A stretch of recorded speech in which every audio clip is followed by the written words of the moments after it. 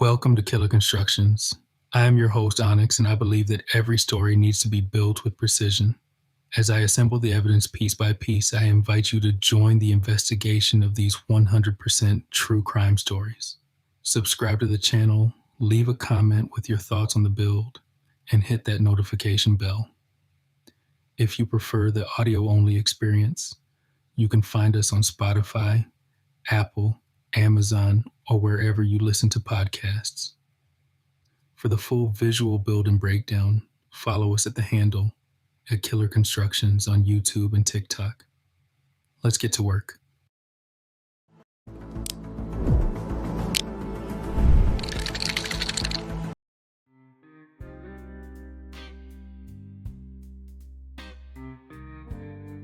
There's a version of every story that makes sense at first. The official version, the easy version, the one people accept and move on from.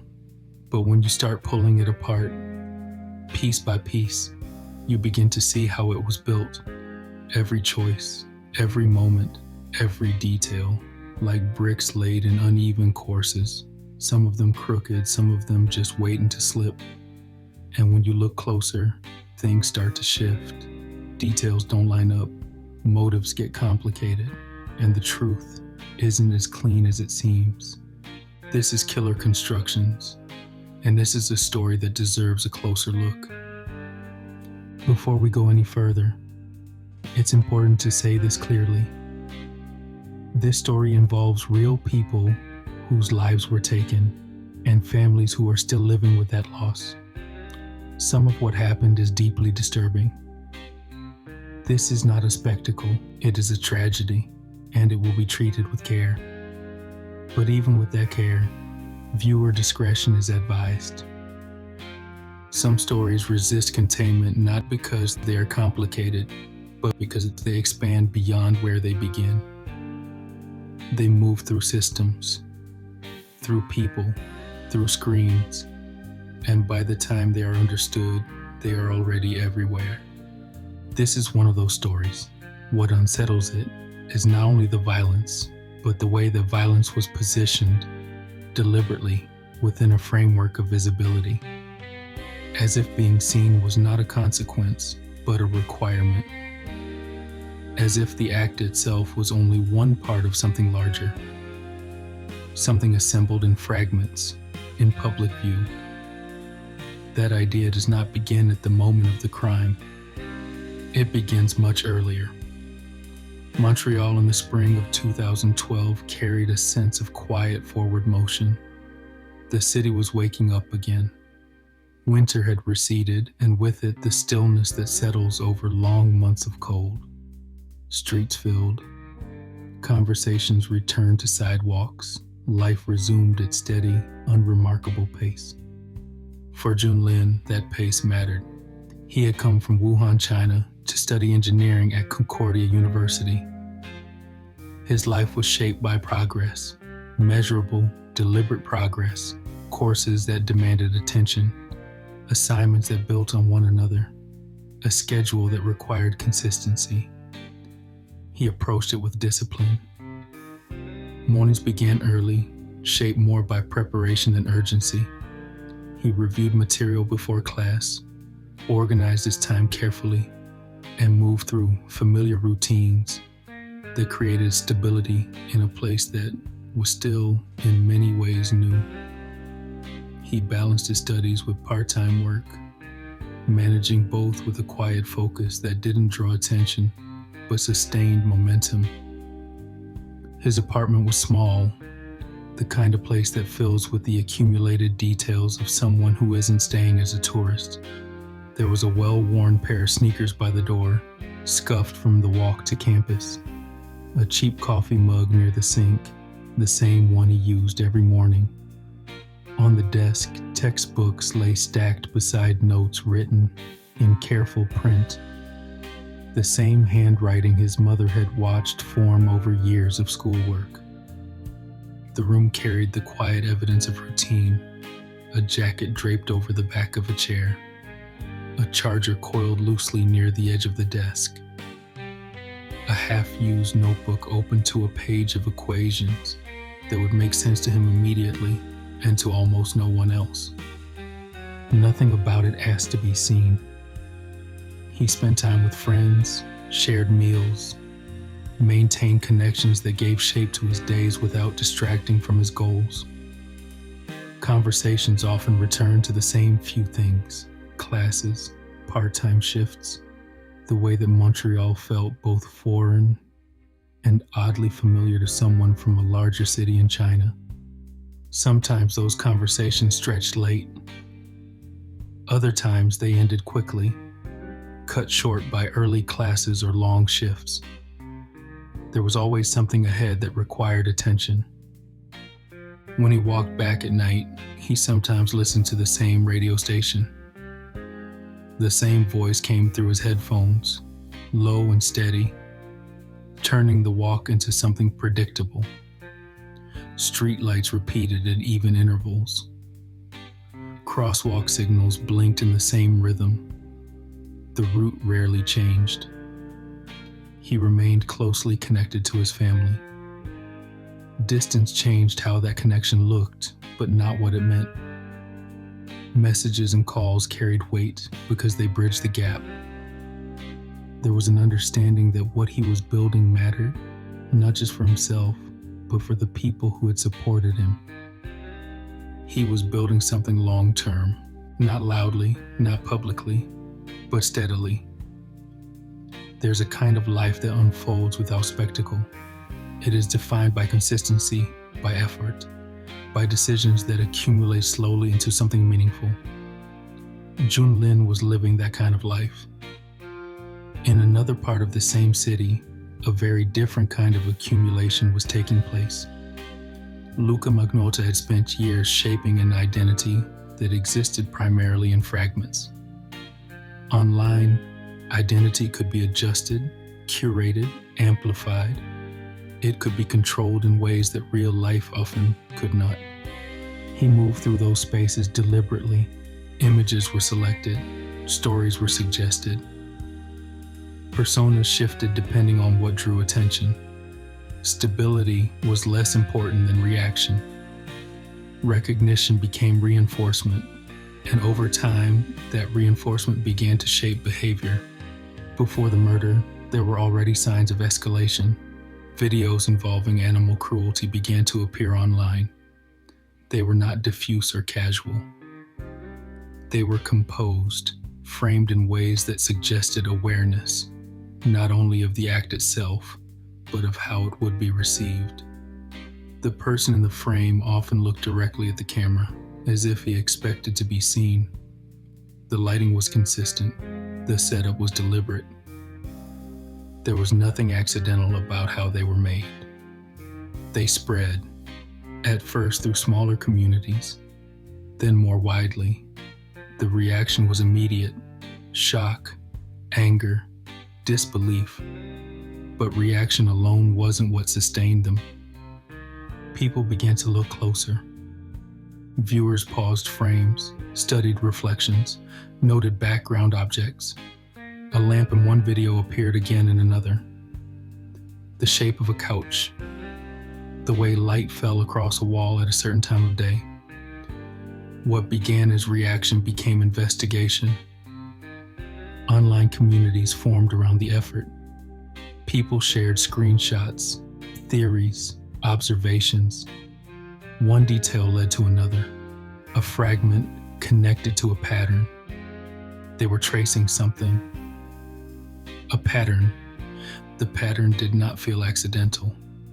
The video seemed to invite attention. Clues were present, but incomplete. Enough to pull people in, not enough to let them finish the search.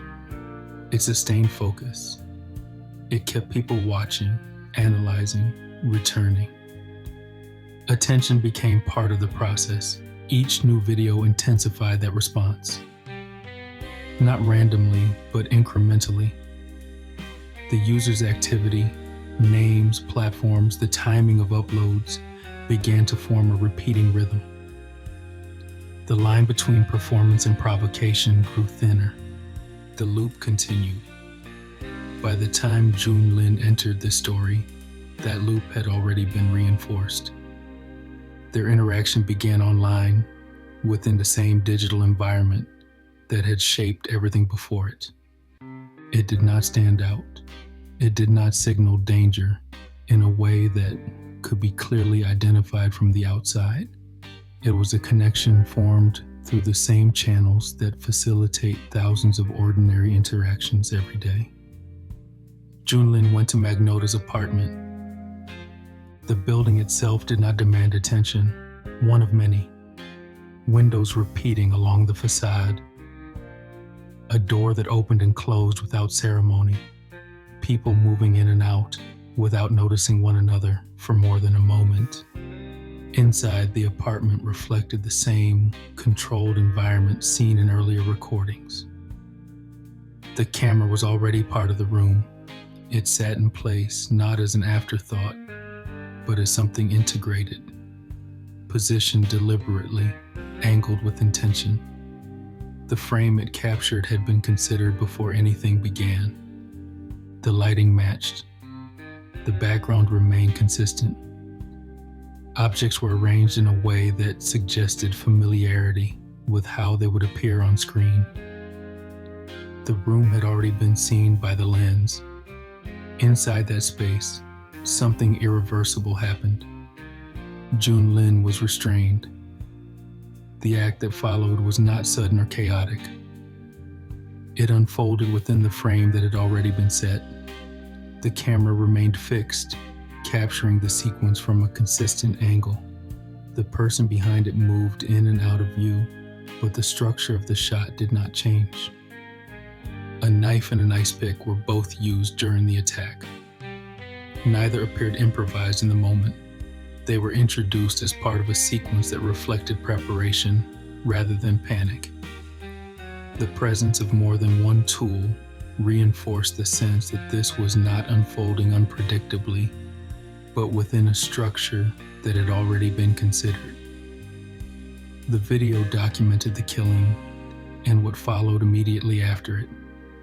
The pacing did not reflect urgency. It reflected control. Movements were deliberate, measured, carried out within the same frame that had been established from the beginning. There was no attempt to obscure the camera. If anything, the framing suggested the opposite, that it was meant to capture the full sequence clearly, without interruption. Once the recording existed, the next step followed quickly. The video was uploaded to a website known for hosting extreme content. It was not placed randomly. The title was chosen to provoke attention, to ensure it would be discovered and shared. It entered the same type of digital space that had amplified earlier behavior. People found it. Some reported it immediately. Others shared warnings. In some cases, it was passed along in disbelief as viewers tried to confirm whether what they were seeing was real. Moderators removed the original upload, but removal did not mean disappearance. Copies had already been downloaded, reposted, shared through forums, message boards, and private channels. The video moved independently of its original source, appearing in fragments across different platforms. Once recorded, the act no longer belonged to a single place. It persisted. At the same time, the crime expanded beyond the screen. Packages were sent through the mail, containing human remains, directed toward institutions where discovery would be immediate and unavoidable. These acts ensured the crime would not remain private, would not remain confined. The suitcase behind the apartment building was one of those pieces. Another fragment of a larger whole, resting in an alley as if it had simply arrived there, unannounced.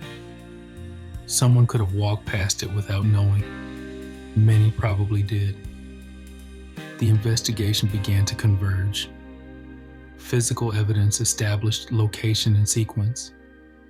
The apartment, the suitcase, the partial remains in the packages, all of it mapped a geography of the crime. The way the body had been handled, The way the pieces had been moved formed a pattern that could be outlined in time and space. Digital evidence established reach and movement. Uploads were traced, accounts were aligned, usernames were mapped. The behavior that had been scattered across forums, profile pages, and message boards now drew inward toward a single point. The pattern sharpened. Authorities identified Luka Magnotta as the suspect. By then, he had already left the country. The search expanded internationally. Surveillance footage traced his movement through airports. Travel records mapped his path across borders. Digital activity, login attempts, timestamps, platform activity filled in the gaps, linking identity to movement in ways that traditional methods alone could not. Each element narrowed the distance.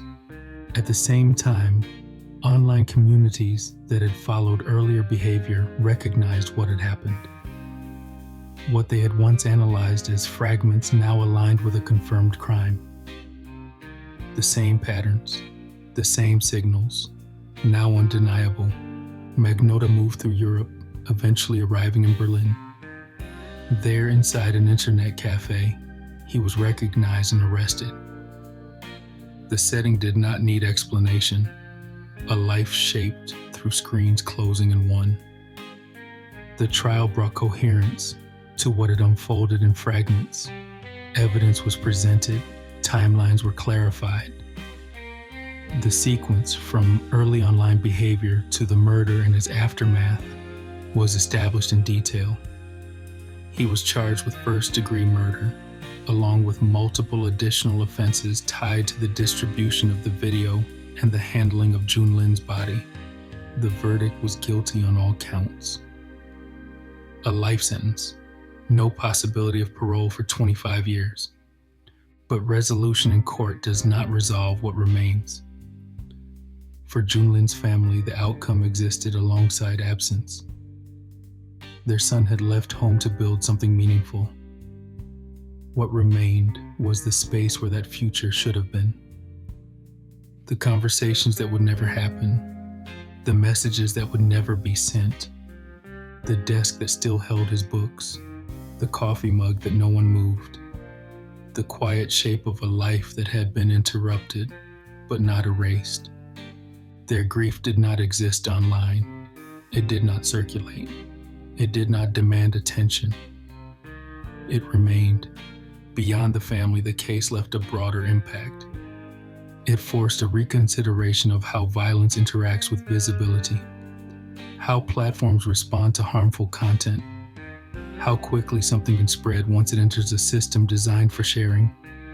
It raised questions about responsibility, about what happens when patterns are visible but not yet actionable, about what role attention plays in the escalation of harm.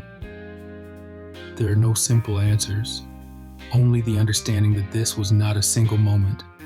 It was a progression, an accumulation of actions, reactions, and reinforcement that built over time, until the final act no longer stood alone, but rested at the end of something already in motion. This was not only violence, it was violence structured to be witnessed. And that structure shaped everything that followed: the recording, the distribution, the placement of the act within a framework of attention. Each part ensured that the violence would move outward, beyond its origin, into a wider field of awareness. But when the attention fades, what remains is something quieter. Jun Lin's life, his work, his relationships, the future he was building, continues to hold weight in the places that matter most. Not as an image, not as a headline, as a person.